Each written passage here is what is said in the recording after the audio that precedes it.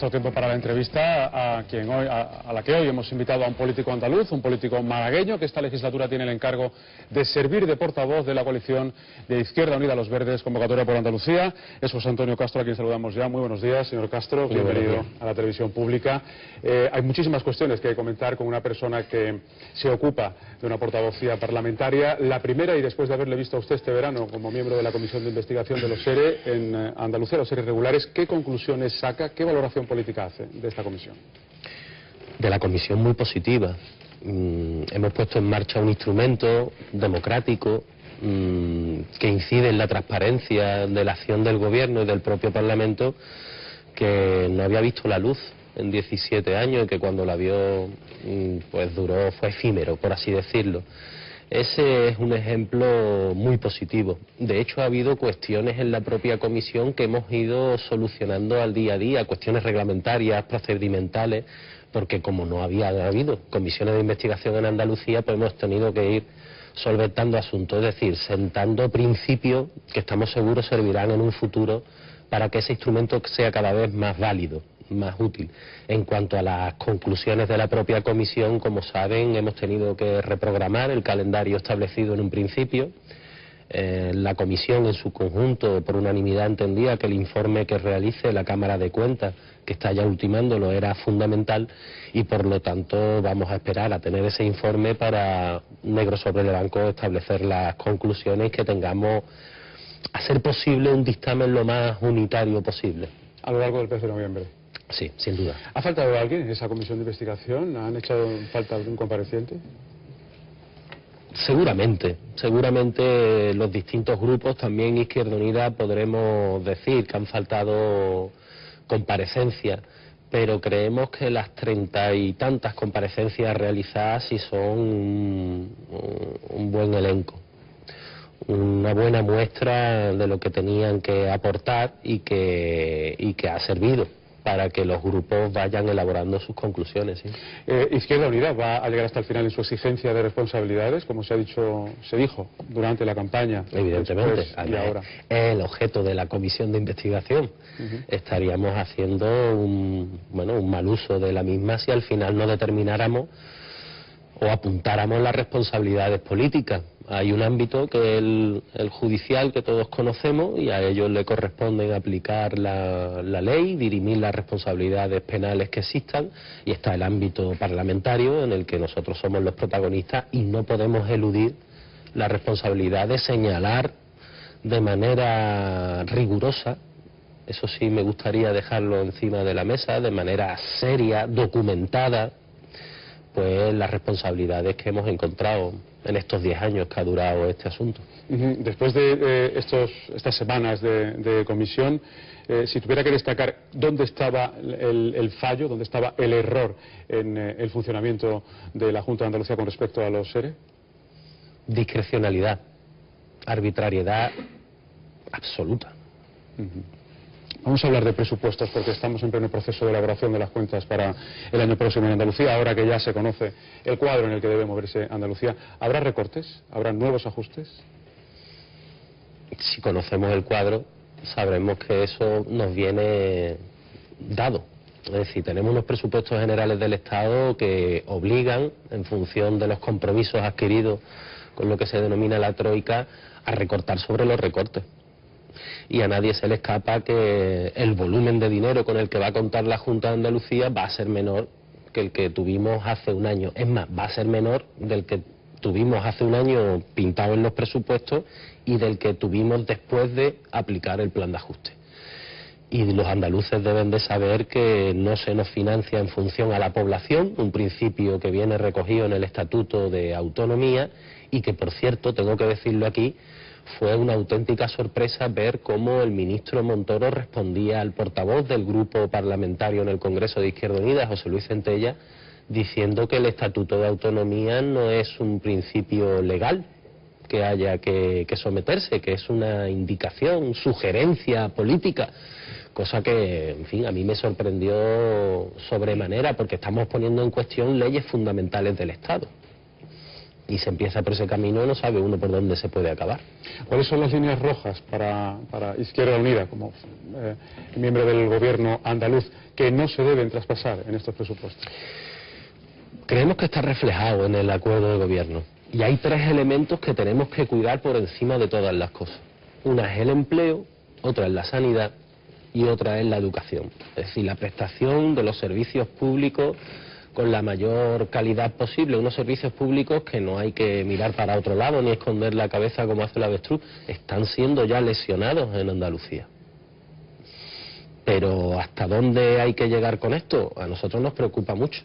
Miren, el memorándum de compromiso financiero recogido y firmado por el Gobierno de España con el Fondo Monetario Internacional, con el Banco Central Europeo y la Comisión Europea, plantea que en el año 2012, en el que estamos en curso, en el 2013 y en el 2014 tiene que haber unos ajustes de 102.000 millones de euros en España, más de lo que ya existe, y que nuevamente habrá un bocado que va entre los 7.000 y los 9.000 millones para la sanidad y la educación.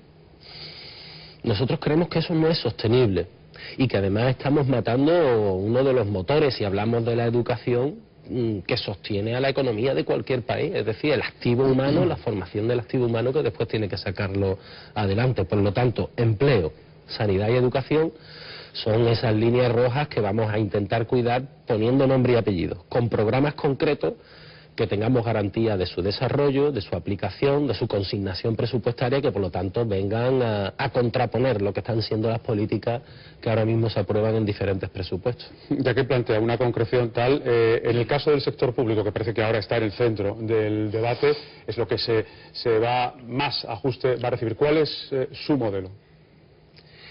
Nuestro modelo primero es el de la transparencia. Y es que les voy a decir algo.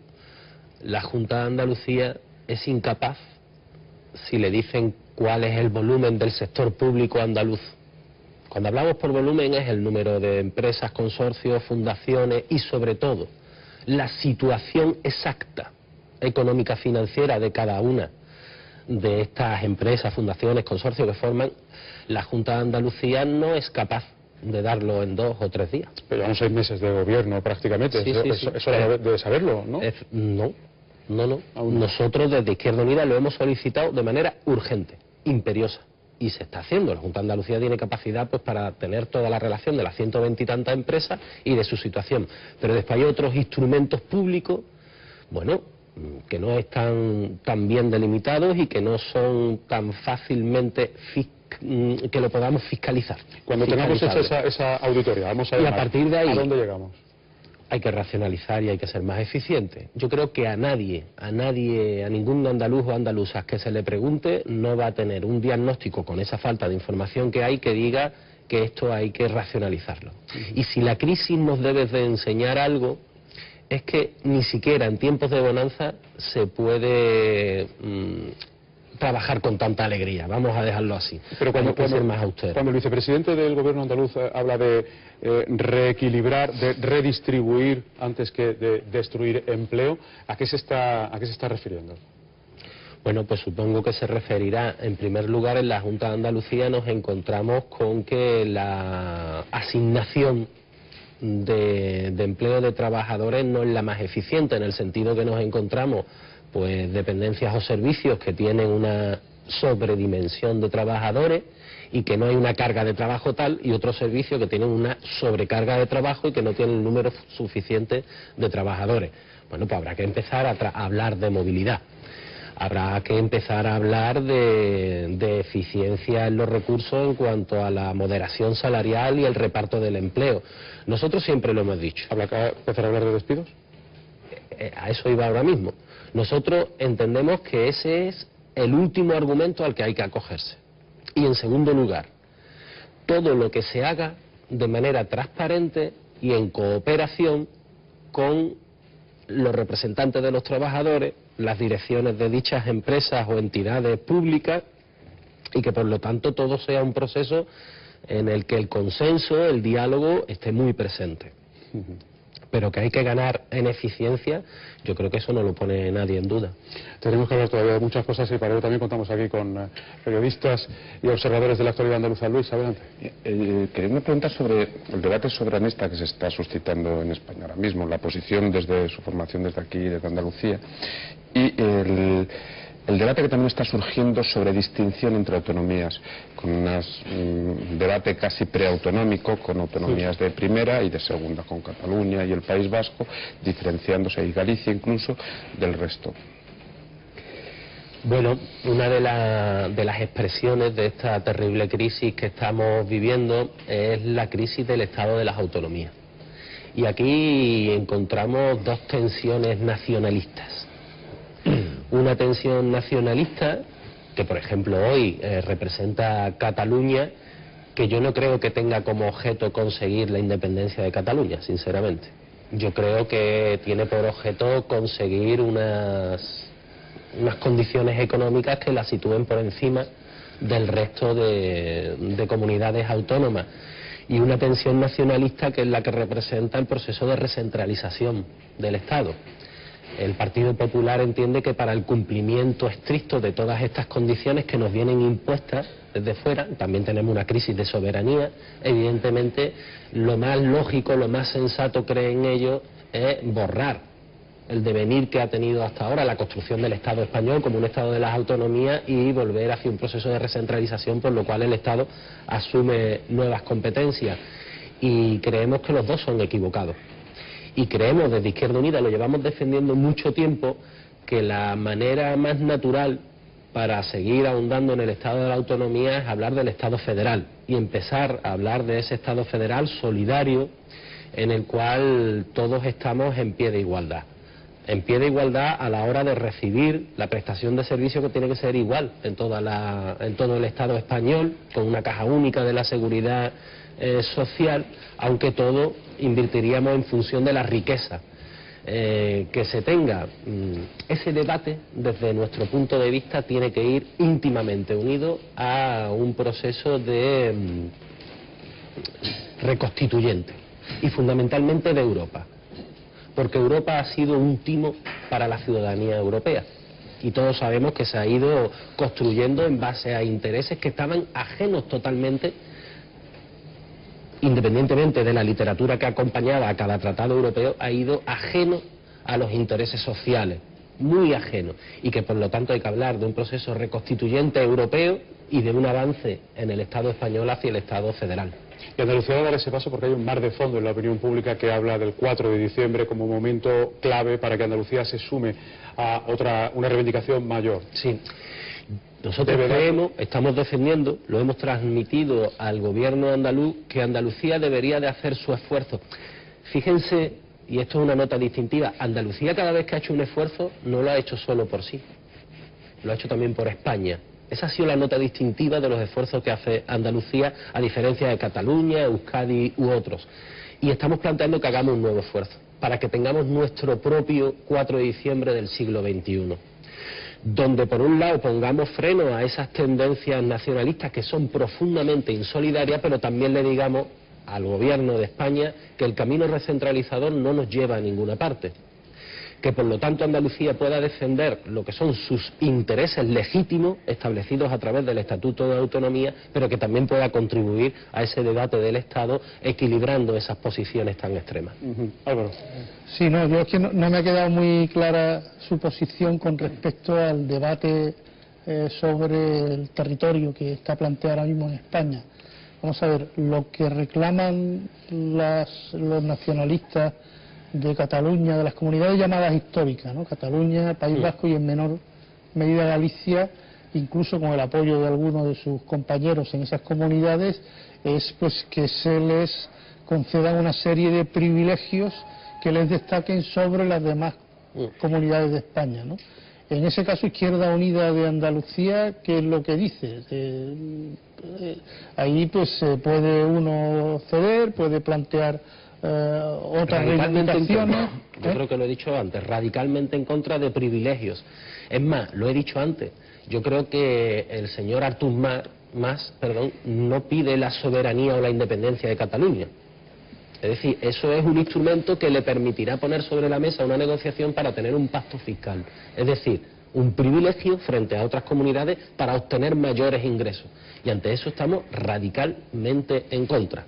Primero, hay que preservar asuntos que son competencia del Estado, ahí sí estamos a la par con lo que piensa el Partido Popular. La Caja Única de la Seguridad Social, para que todos los trabajadores y trabajadoras de este país tengan los mismos derechos y condiciones. Eso está claro.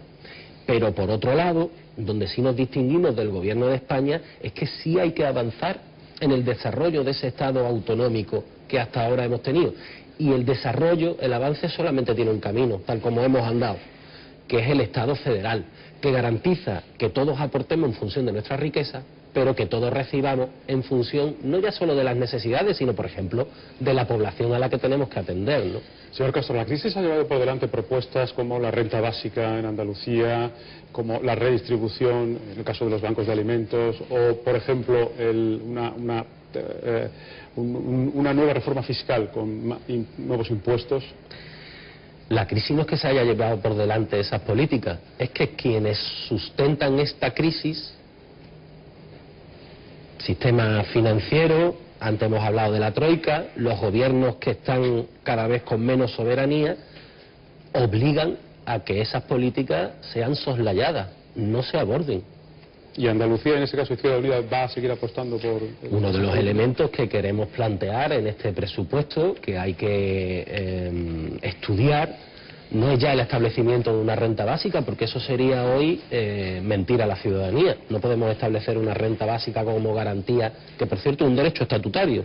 Tenemos que ir avanzando hacia eso, pero sí vamos a poner encima de la mesa un refuerzo importante de lo que se ha conocido en Andalucía como el salario social, porque lo que no podemos de ninguna de las maneras tolerar, y no lo puede tolerar el gobierno andaluz, es esa bolsa creciente de pobreza que existe ya en nuestra tierra.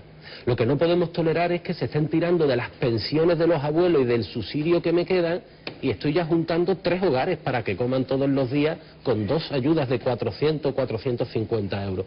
Y ante eso tenemos que actuar. 400.000 familias sin ningún miembro de la unidad familiar, no ya trabajando, sin ningún ingreso. A eso tenemos que darle una respuesta. Rápidamente, porque estamos prácticamente fuera de tiempo, ¿verdad? Señor Castro, ¿se ve en el futuro como responsable de Izquierda Unida en Andalucía?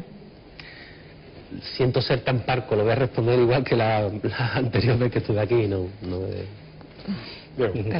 Bueno, yo simplemente me ha interesado lo que ha dicho del salario social, de esa propuesta que ustedes van a llevar en el próximo presupuesto. Si nos pudiera aportar algún detalle más respecto, bueno, pues a quién beneficiaría y en qué cuantía nos estaríamos moviendo. Estamos hablando de parados y paradas de larga duración que llevan ya un tiempo muy grande sin obtener ningún ingreso, bien por encontrar un puesto de trabajo, o bien por el acceso a algún subsidio o alguna ayuda, y que ahora mismo, como le he dicho antes, están cifrados en torno a 500.000 de andaluces y andaluzas. Por lo tanto, ¿qué queremos? Que durante un número determinado de meses, vamos a ver con la cantidad de dinero, si son 3 o son 6 o son 9, puedan recibir una ayuda mínima.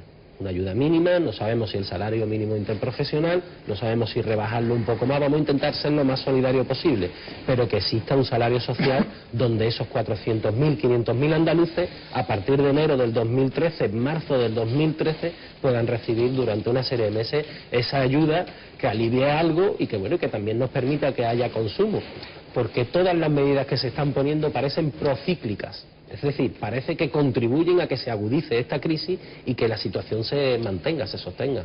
Veremos a ver cómo se materializa todo eso en los presupuestos. Estamos expectantes para conocer las cuentas de Andalucía. Señor Castro, muchísimas gracias por estar en la televisión pública esta mañana con nosotros. Esperamos en otra ocasión.